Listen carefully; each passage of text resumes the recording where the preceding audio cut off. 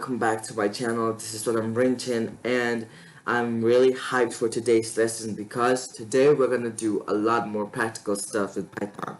Unlike last time, we only did theory, so let us recall what we did last time.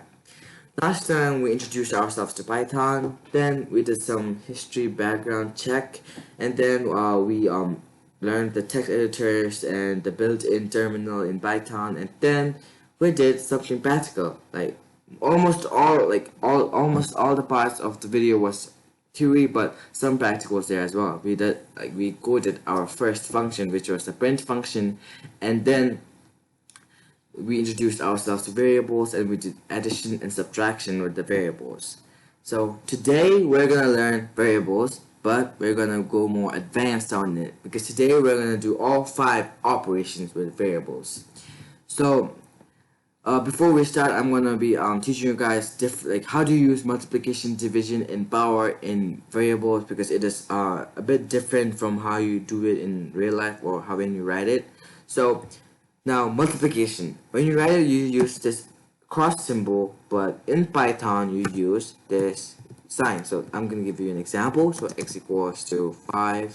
You use this sign, which means 5 times 5. So let's say print x. So the answer should be 25. Yes, and that's how you do multiplication. And in case of division, in real life you use this colon and then this in between. So it's not really that, but you use this one in between, right? This should be in between. But when it comes to Python, you use the slash sign. So let's say x equals to 25 divided by 5. The answer should be 5. Alright, now we got 5, so which means that we have solved division in Python. The next one would be power. So we must have seen in math saying 8, and then there should be a small thing up there, so which means 8 to the power something. So now how do you do that in Python? So x equals to say 5 to the power, which means we have to use 2 multiplication signs. So to the power 2, to the power 2, and let's print x. It should come up with 5. Yes, now we know how to use power with multiplication. Now let us try using all the 5 operations: addition, subtraction, multiplication, division, and power all together. So let's make up a question right now. So 5 plus 5 times 5. Let's all use 5 divided by 5, and what's left? Minus 5 and to the power 5. What's this answer supposed to be now? Now let's say print. The answer is negative 2115.0. Alright, now we know how to use all the 5 symbols together, and also we learned the new thing we learned today is doing multiplication, division, and power using Python.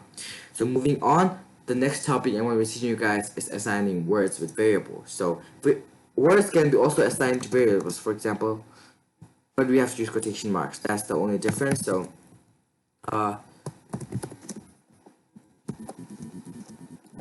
assign this one. My students are great because you guys are very great. And then let us print it. So alright, now we know how to assign words with variables. Right. We have a bit more time, so I'm going to teach you guys how to add words, which is not necessary, or which is never necessary in real life.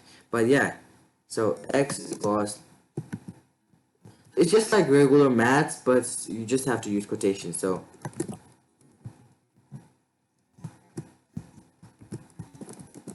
alright, Sonam plus Rinchin, let's print x.